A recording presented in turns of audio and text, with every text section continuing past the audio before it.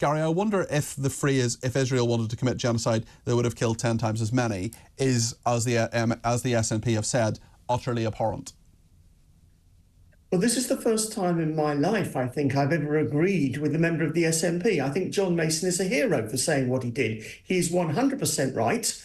He says it as it is. There is no genocide. They wouldn't have killed 10 times as many. They'd have killed 20, 30, 40 times as many.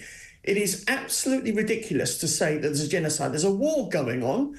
And what Israel is trying to do, it's trying to wipe out Hamas and get rid of all their terrorists. And unfortunately, tragically, some civilians are actually caught up in this. Yes, and we've seen that figure that Hamas terrorists have put out. I keep saying the Gaza Health Ministry. Well, the Health Ministry is run by Hamas terrorists. They have lied to us before. Now, the Israelis don't always tell the truth either, but Hamas have lied to us before. They say it's gone now over 40,000 people. I don't want a single person to die if they're a terrorist. I'm not going to shed any tears, but I don't want a single civilian to die. But we can't rely on those figures, and I see them treated as fact by journalists who wouldn't trust things like Wikipedia, but they trust Hamas.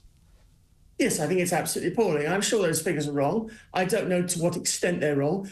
The sort of analysis that's being done by some is to look at the ratio of civilians who are dying to the terrorists who are dying. And we're saying that it's around about 1 to 1, which is, for a war, is actually a fairly good ratio. I mean, obviously, like you, I don't want to see any innocent person die. But in wars, the ratio is usually much higher. Israel is saying, look, they've killed 15,000 terrorists. I suspect the figure is probably 25 to 30,000 is probably the actual correct figure, but I don't know for sure. Just on the SNP tweet, the former Westminster leader Ian Blackford criticised John Mason, who was the one who said if Israel wanted to commit genocide, they could have killed 10 times as many. Ian Blackford says, 40,000 plus dead in Gaza, and you tweet this: you're not fit for public office, you're an embarrassment and not fit to represent anyone. You glorify killing and murder with your obtuse comment. Just go and do it now. What do you make of that?